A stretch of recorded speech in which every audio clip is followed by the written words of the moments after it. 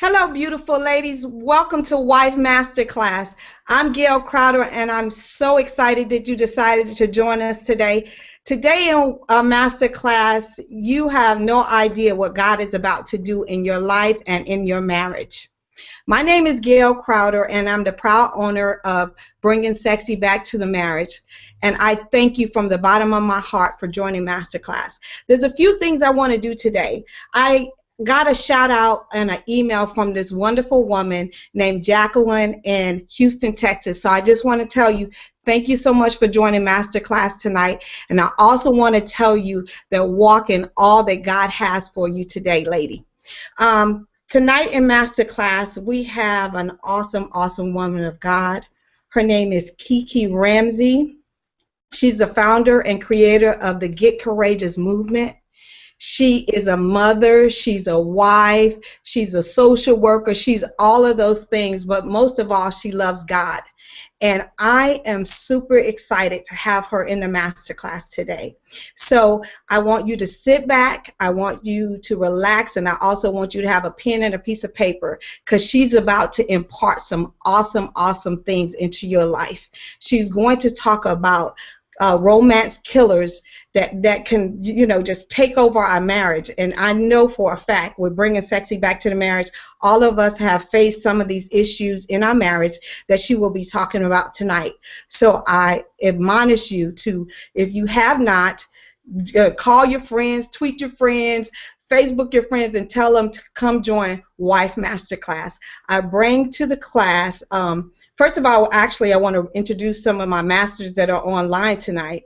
The first master I want to bring and just, do a quick wave to you is Lady Joy Brown. Can you wave to us, Lady Joy Brown? And the second master that I have in the master class tonight is Sonia J. Wells. She taught us, look at her, she's so silly. Grace in Marriage last week. And if you haven't been able to go back and watch some of the videos, my video from the first master class and Sonia's from last week, we admonish you to visit our YouTube channel, BSB Marriage on YouTube, or we always post a video right after this on wifemasterclass.com, or you can visit the link on Facebook. Again, if you want to look at it on YouTube, it's just BSB Marriage all together, and the videos will be posted there. So without further ado, I bring to the masterclass Miss Kiki Ramsey. Hey ladies, I am so super excited to be with you all tonight. Thank you so much, Gail, for your vision for this class. I know that it has blessed women all over the world thus far, and I'm just so happy that you can consider me your friend and partnering with you in teaching women how to really better their marriages. So ladies, I'm Kiki Ramsey, if you don't know by now, and I'm just really happy to be with you here tonight. And our topic is the 5 romance killers in your marriage. Now, this topic can go all sorts of ways. It can be juicy, it can be scary, it can be funny. And so tonight, I just want you to kind of bear with me as I bring to you what I consider the 5 romance killers that I've seen in my own marriage and what I've helped other women overcome in their lives. And so let me just tell you a little bit about me. I have actually been married for going on 11 years to a wonderful man. His name is Jamil Ramsey, and we met online on Match.com. Go figure, it does work. And so, and that's a whole nother story all in itself. But I met my husband in August, and he proposed to me on February the following year, which was 6 months, and we were married in August, which was 1 year to the day that we actually met. And so I feel really blessed. But let me tell you, romance has not always been in my own marriage. You would think that because we felt like we could get married and we did it pretty quickly, that the romance was always there, but it really wasn't. we had to work at the romance. And I tell you, we still working at the romance every single day. So don't think that I'm any different than you in this category. It is something that us as wives have to work at. Let me give you an example. One day when I first got married, it's probably like a year into my marriage. I came home. You know how, like, a lot of times when we first get married, we're all excited and we want to be romantic for our man and put on lingerie and all that good stuff. So I did just that. I had went and I bought these little bitty panties that had little slits in the sides. And I'm like, ooh, this is nice. I'm about to be all nice for my man at night and everything. So I put these little panties on, and I go into the room and I start parading around the room. You know how we do when we think we're looking good. Ow. So I was parading around the room in my little panties, and then my husband, he looked at me and he said, "What you got on?" What do you mean? He said, "What do you have on?" I was like, you know, I didn't know what to say to that. I was so shocked, and that little bitty comment wreaked havoc on my marriage for years to come.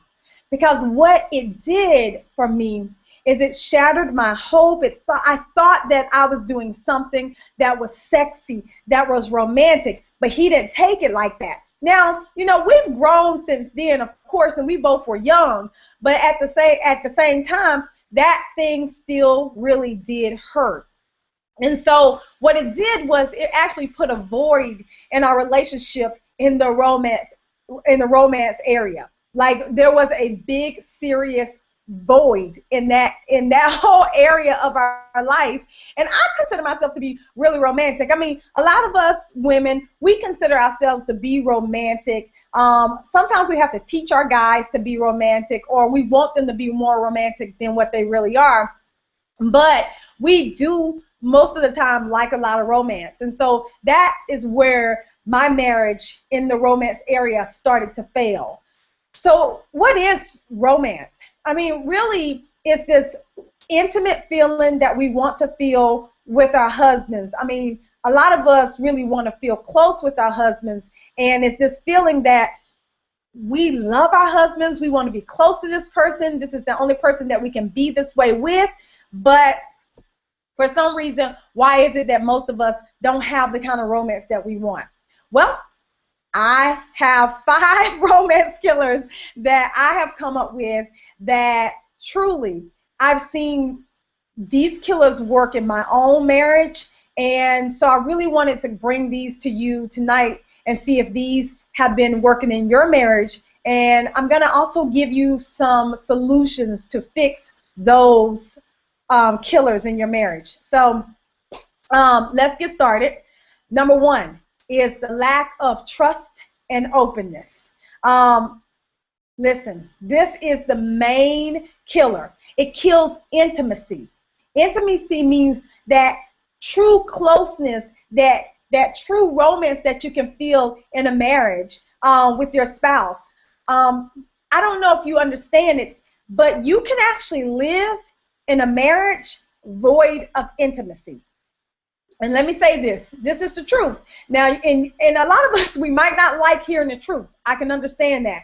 But if you are in a marriage and you lack intimacy, you probably are a wife who thinks that you guys are more friends than you are lovers. Trust me. Been there, done that. If your relationship doesn't have intimacy, you're probably more like friends. And that's not something you want to feel in your marriage relationship. But I can tell you, if you do not trust your spouse, and if you're not open with your spouse, and vice versa, if your spouse does not trust you and is not open with you, then you cannot truly build an intimate, close, romantic relationship. When that incident happened between me and my husband, when I put on the lingerie and he reacted to me like he did, that was the beginning of my trust and openness being shut down. I mean, literally shut down. I went forward in my relationship, and in a lot of it, I wasn't even really aware, but I felt like, if he responds to me this way, and this something that was important to me, how can I trust him with other stuff? So that means I started holding back.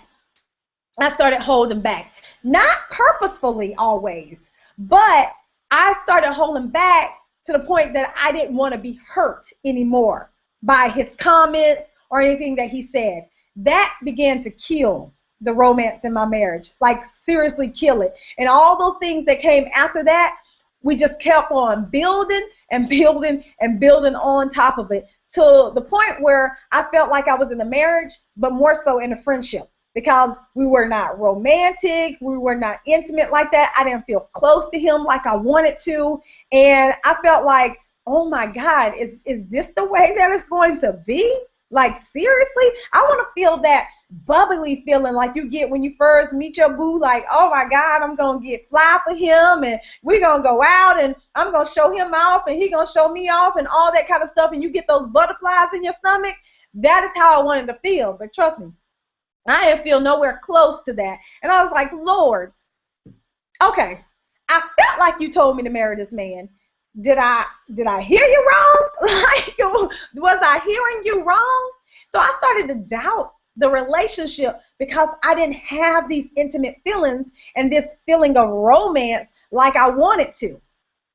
Well, that's just the way it went. So lack of openness and trust is the #1 romance killer in your marriage. But I'm going to teach you some things on how to fix that. Number 2, no quality time. No quality time. Okay, let me ask you this. How are you supposed to be romantic with your husband and your husband be romantic with you if you don't spend any time with them? If you don't spend any time with each other?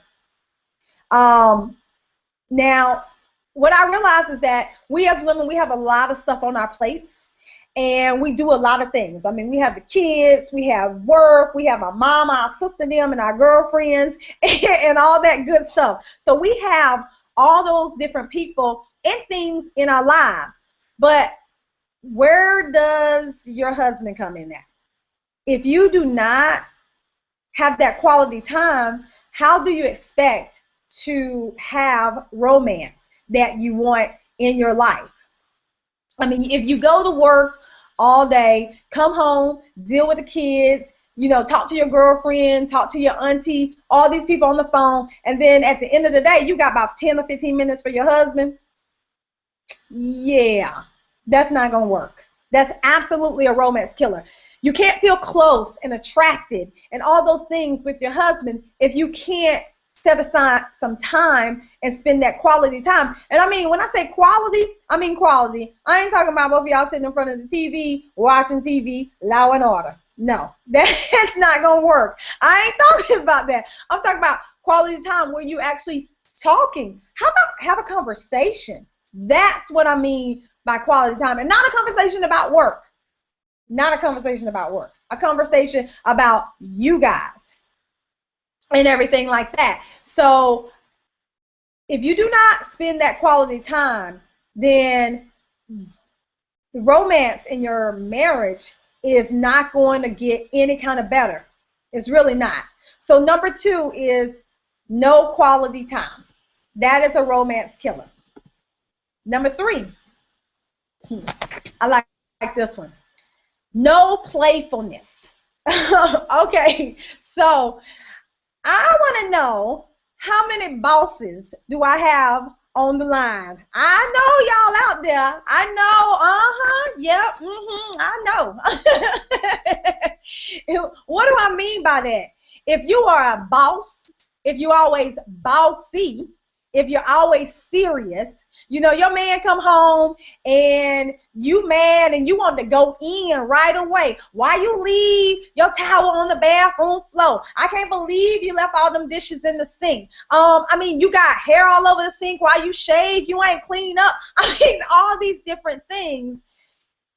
It depletes the playfulness in your marriage. In order for your marriage to be fun, you need some kind of playfulness, playful banter back and forth, play fighting, all these different things. But if you don't have that playfulness in your marriage, it is a romance killer. If you're always a boss and you're always very serious about every single thing, and you can't laugh at his jokes even though they may be corny sometimes, and you can't appease him with the things that he wants to talk about, and you can't tickle or wrestle or anything like that, then how do you expect for your relationship to be romantic? I mean, you have to think about it. Playfulness is life. I mean, especially if you're a woman and you're giving off that feminine energy. We are feminine. So sometimes you got to give off that energy while he gives off that masculine energy and break it up sometimes. Sometimes he might want you to be the one to be playful. But if you're not playful in your marriage, then that's something you probably really need to talk about. But it is absolutely a romance killer in your marriage. All right, moving right along.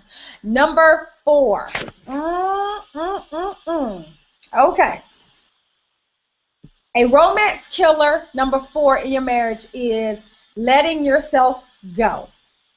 Woo! Can I say it again? Letting yourself go. Okay, ladies, I'm not saying that you have to be a supermodel chick or anything like that. None of us do. But here's the thing. I see a lot of us wives who absolutely let ourselves go. We gain weight. We don't do our hair anymore. We don't groom. Our attitude sucks. And that is a turnoff for a man. I mean, it really is. And I'm not saying to you that love is all about looks. That's not what I'm saying. But what I am saying is, your man was attracted to you because he thought you looked good. Because trust me, there ain't no man going to marry no ugly woman. It's just not going to happen. He's not going to marry someone that he doesn't feel attracted to. So when you let yourself go, then that's something that can really change the way he has been feeling about you, especially if y'all having other problems and stuff like that. Now, you might be saying, all right, Kiki, well, what if he let himself go? Well, number 1, you don't let yourself go because he let himself go, because you are still a human being. You still are your own self. If anything, you still got to focus on who you are. Even though you are a wife and you were made for him, you still have to focus on who you are. And number 2, when you look good, a lot of times you feel good. A lot of times when you look bad on the outside, that's the same way you feel on the inside. Now, if you have a lot of problems going on, I can truly understand, you know, not wanting to dress up and stuff like that. That's not what I'm talking about. But what I am saying is that if you met him and you weigh 140 pounds and now you weigh 300 pounds, then there are some other issues going on. And I'm not, I promise to goodness, I am so not being critical. I'm being so real right now. If you have let yourself gain so much weight, and trust me, and you're not happy, then it's something going on and you're compensating in some kind of way that you need to figure that out. If you're not happy in the marriage and stuff like that, then there's some things that need to be talked about in that marriage. But do not let yourself go, because you have to be your own self. Even in a marriage, you have to be your own self. You should be able to be your own self. And I'm not saying you're going to still be 140 pounds after 40 years of marriage. No, you're not. And I know our metabolism slows down at some point. But you can still look good. You can still do your hair. You can still get your nails done or do your own nails sometimes. I'm not talking about this stuff costing money, but I am saying that you have pride over who you are. You care about how you look. Because if you care about how you look, then it's going to be pleasing to your husband. Oh, I had a lot to say about that, child.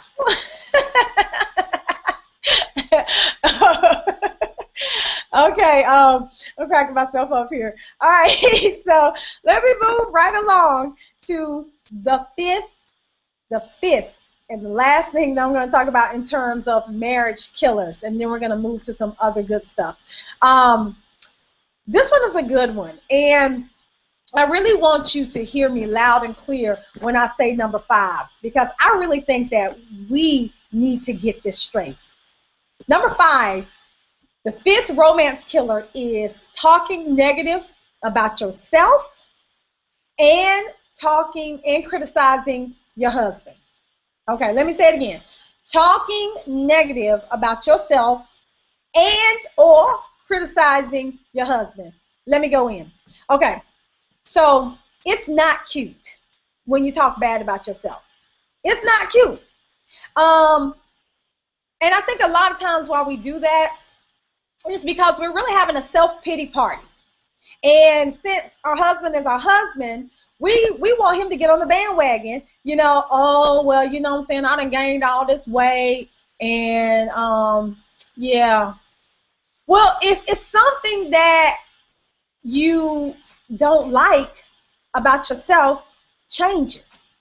Don't criticize yourself. It's not nice. It's not pretty. I mean, you have to value yourself so much that you don't let anybody talk about yourself, especially you. I mean, I think we as women, we're so critical on our own selves. I mean, like, we really are very critical, and it's not good. The things and the negative talk that we say to ourselves, sometimes we should be slapped for that kind of stuff, because we put ourselves down so much. We don't even need other people to put us down because we put ourselves down so much. But I need for that to stop. It kills the romance in your marriage when you're always putting yourself down and pointing out your flaws and stuff like that. And then you want your husband, as soon as he says something about it, oh, you done got all mad and stuff. You can talk bad about yourself, but hold up, buddy. Don't you talk bad about me. So don't talk bad about yourself, okay? You really have to stop doing that. And so let me switch to the other one. Criticizing him. This is huge. We don't compliment our husbands enough. I know that I mean, and I'm talking about me, so if I'm in this wife masterclass all by myself, which I know I'm not, I would criticize my husband all the time. You can't do it in front of his face or behind his back. Yeah, I know y'all do it behind his back too. It's not allowed. I mean, you can't do that. Think about it. If you are criticizing your husband to his face or behind his back, how is that supposed to be romantic? How are you supposed to then go home and be all nice and all sweet and be romantic and feel good about your husband if you're always complaining and criticizing who he is, what he does, and how he acts? I mean, seriously. You know, what that does to a husband is it diminishes his self-esteem. Now, I know y'all think that men are so tough, but honestly, men need exactly what we need: love and affection, appreciation, and praise. I remember one time I asked I was telling my husband, but you know, my language, my love language is words of affirmation. I need you to praise me. I need you to tell me I look good. I need you to tell me you love me. And he said to me one day, you know, that same I love you that you need from me, that you need me to say you look good, I need the same thing. And I was like, for real?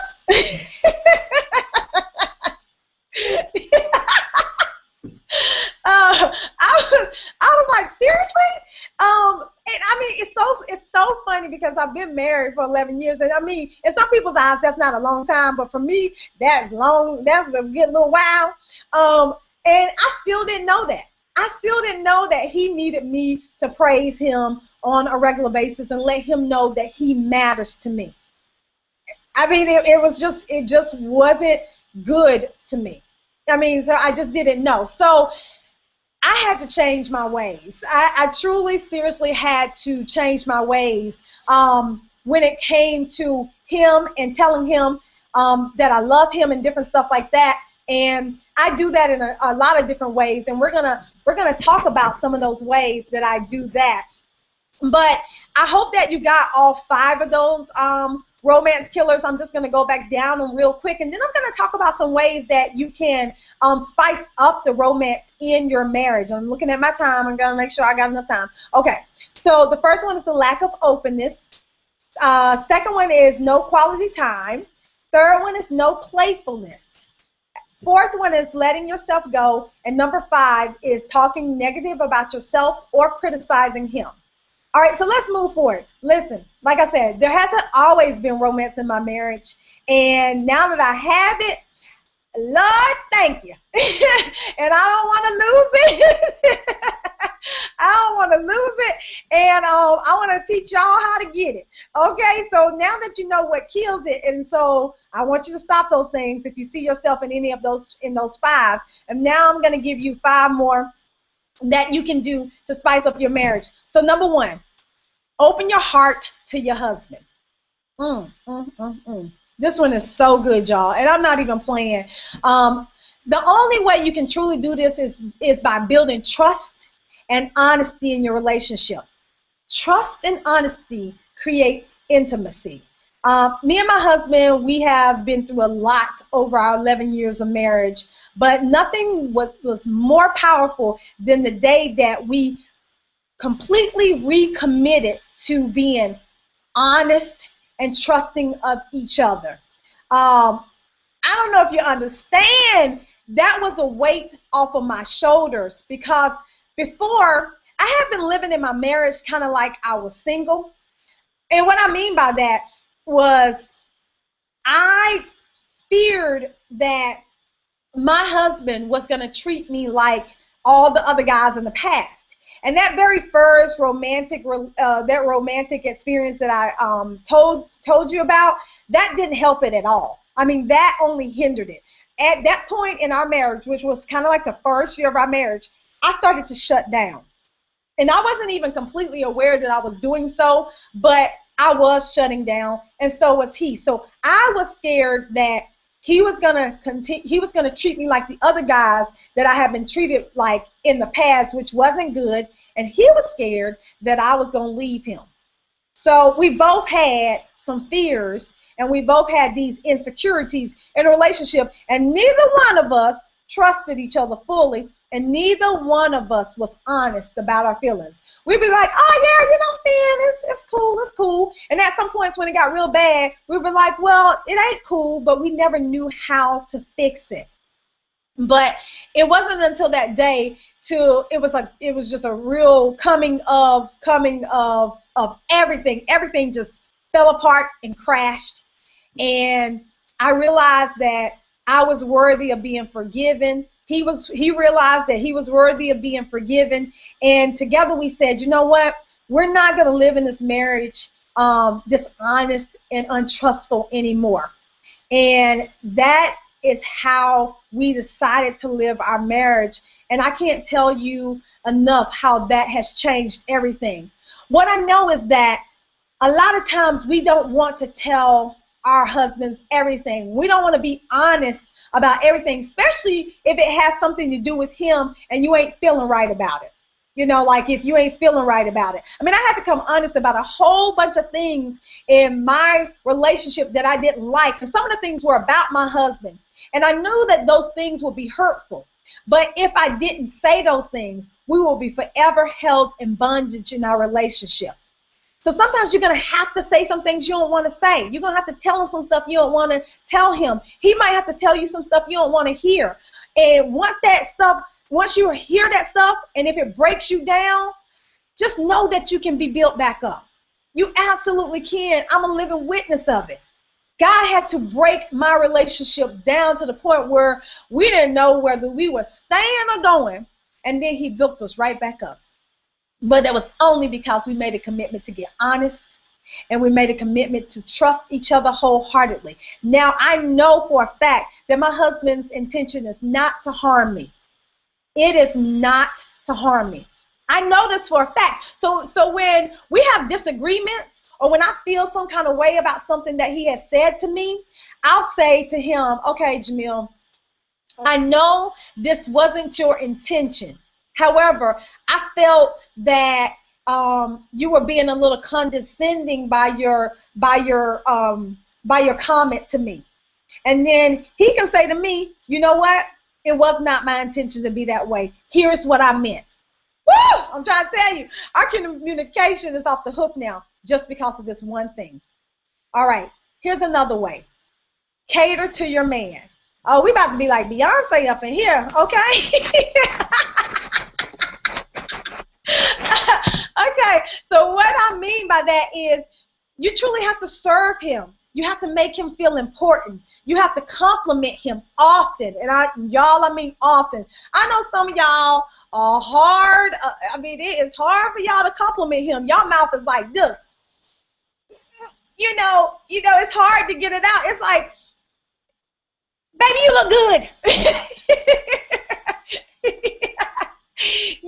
I mean, seriously, you got to start practicing it. It might feel funny at first. When I started, saying to my husband, woo, boy, you look good, especially after you ain't done it in years of your marriage, it kind of felt a little funny. But to see the light on his face when I tell him he look fly, girl, please, he be walking around with his chest all stuck out, and that's what he needs to do, because he's doing that because I'm his wife.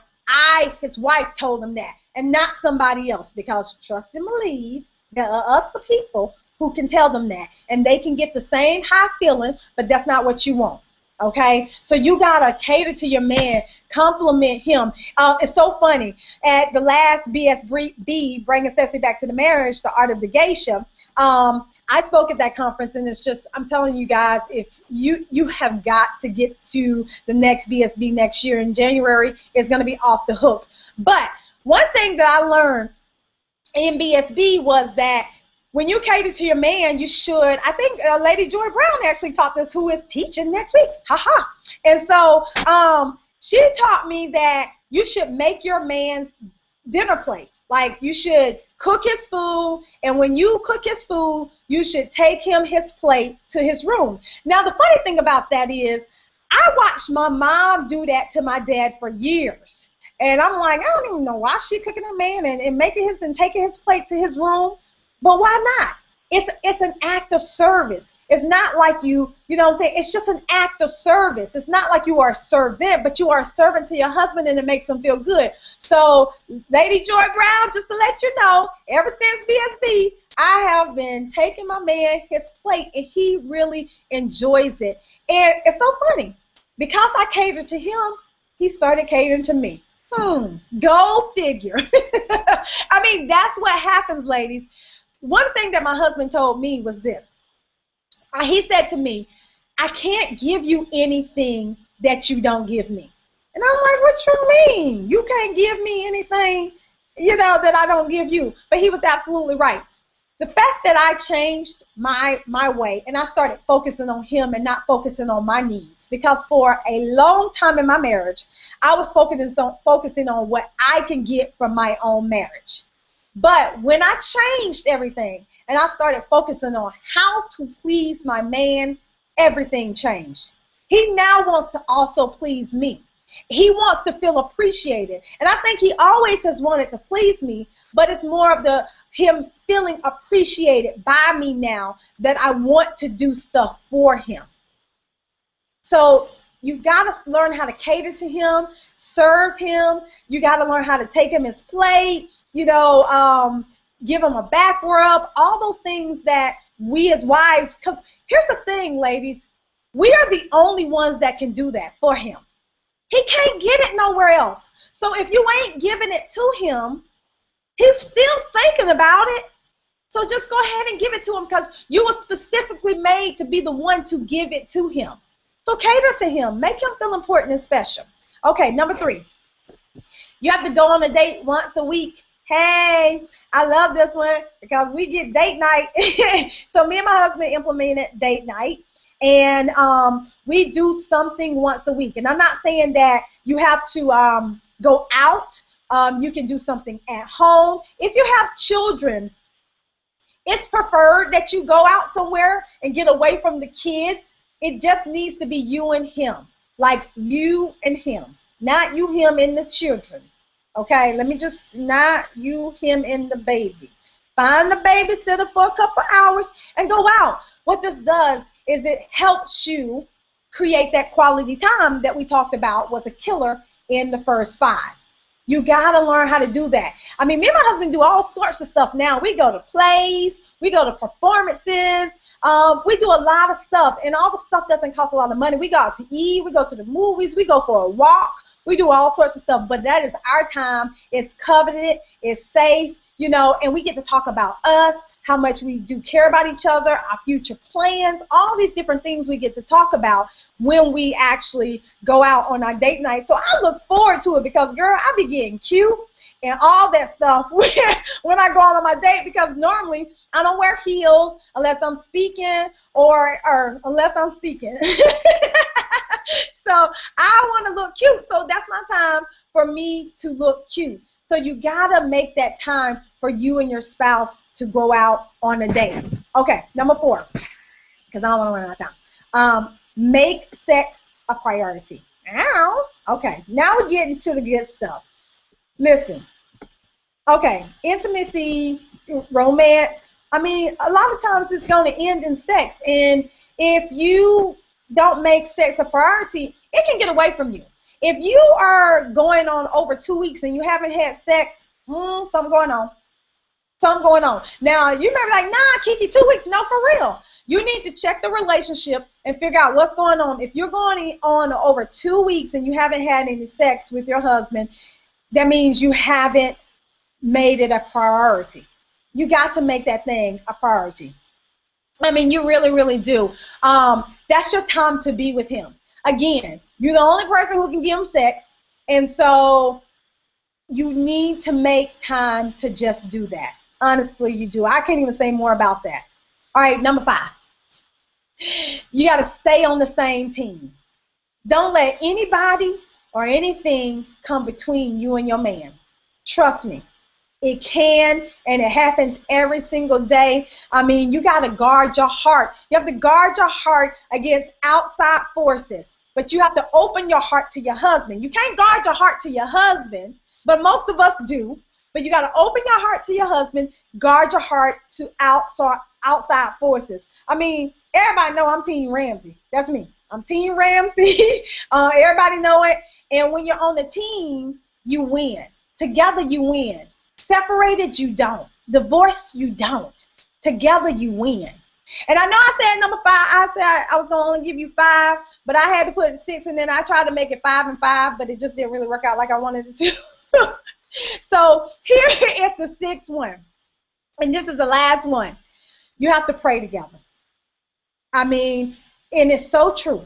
Families that pray together stay together. I mean, it's so true. I mean, when me and my husband literally started praying together, things just changed. I've seen God work in our marriage in ways that I never even imagined him to do that. I mean, we thought we couldn't have the type of marriages that we see on TV and stuff like that. I didn't know what I thought I was in at one point. But we started praying together. And when my husband started praying for things I didn't even know mattered to him, and for my friends in their situations, I was like, God, that's hot. That's hot. You know what I'm saying? Because when your husband prays, you kind of get to see inside his heart. And that is an amazing thing. I mean, I promise you, that is an amazing thing if you're a wife, to be able to see into the heart of your husband. So I truly, truly, truly hope these 6 things have blessed your life tonight. In just a second, I want to definitely be able to take a couple of calls. I mean, I'm saying calls like I'm on the phone. I want to take a couple of your questions if you have any questions. And I also want to say, let me see what they're saying over here. Okay, I'm going to answer questions. So here's what I want to say. If you have not connected with me on Facebook and Twitter, please do so. If you do not get the Get Courageous newsletter, which I send out every single Friday, I write an article every week really about helping you discover your purpose and get courageous. Go to kikiramsey.com and get on that newsletter because I want to stay connected with you. And then also, especially for the Wife Masterclass, I actually did a special for you tonight. And I think that special may come up on the screen. But tonight, I put together a little something for you. And it includes my Courageous Journal. This is a journal that really is going to help you walk in your courage for 7 days. It's going to challenge you to step out and to walk in your courage. So with this journal, you go through it 7 days. Every single day, I send you a motivational affirmation every single morning. And it's just a blessing to be able to walk through this because I know a lot of times we as women don't know how to get started. So this is a how to get started. The other thing is you get a Got Courage t-shirt. You see me in that t-shirt right there. And the last thing is I did an audio program called Unleash Your Courage. It's super amazing. It comes with a 30-page workbook. You get all that for $60. And I did that because I really want you to have the resources that you need to change your life. And so that is there, and there's the link for that. So let me see. I really want to take some questions. Okay, let's see. Okay.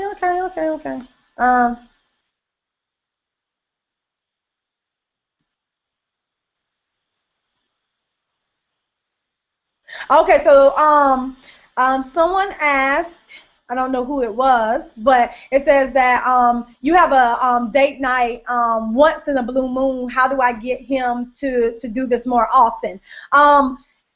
So I don't know what the whole story is about it, but, you know, you got to go to your husband and say this is something that's important to you. You want to start to focus more on you and him. And when you put it in terms of, I want to focus on you more, and I think this will help us focus on us more if we go on a date night. And really be honest. I want us to get to the point where we can start being real honest with our husbands and being able to have a conversation. A lot of times we think we can't even have a conversation with our husbands. I mean, this is your husband. Be able to go and tell him your true feelings about it. Baby, listen, I really want us to do this. You know, I really want to spend some quality time with you. Can we start doing this on a more regular basis? And then get something that you both can agree with. Okay. Let's see. Okay, I don't know if there's other questions. I can see in our room here. Y'all got questions for me? Was this good? I wish I could hear y'all. I can't even hear y'all. But I see my other girls, they shaking their heads. They shaking their heads. Okay. Well, if there is no other questions, I am, you know, just blessed. Gail, thank you so much for inviting me. Okay, somebody said, what about finances? Okay, so if you don't, if that question is in terms of going on a date, and we talk about what about finances, all dates don't cost money. I know, for instance, for me, I live in the D.C. area. There's a lot of museums down in D.C. that are free. Walks are free. I mean, there's a lot of things that are absolutely free. You don't have to spend money. And you can have a date night at home if you don't have those kids there. Even if you can drop them off at your mom's house or somebody's house, and, you know, barter for services. Do something else for your friend while they babysit your children. It's okay. Sometimes you got to make a way. Here's what I know to be true. What you focus on gets better. If you focus on your marriage and your relationship and the romance in your marriage, it will get better. We put all of our energy into all these other things like our career and our other family members and friends. But what about your marriage? Your marriage has to be the single number one thing in your life. And I promise you, if you focus on it, it will grow. All right, so there you have it. Thank you. I look forward to talking to you ladies in the near future on social media or something like that. Gail.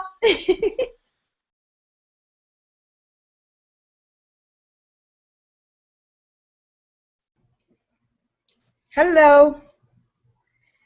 Oh my God, Kiki, this was absolutely amazing. I just want to tell you, ladies, I hope you took wonderful notes.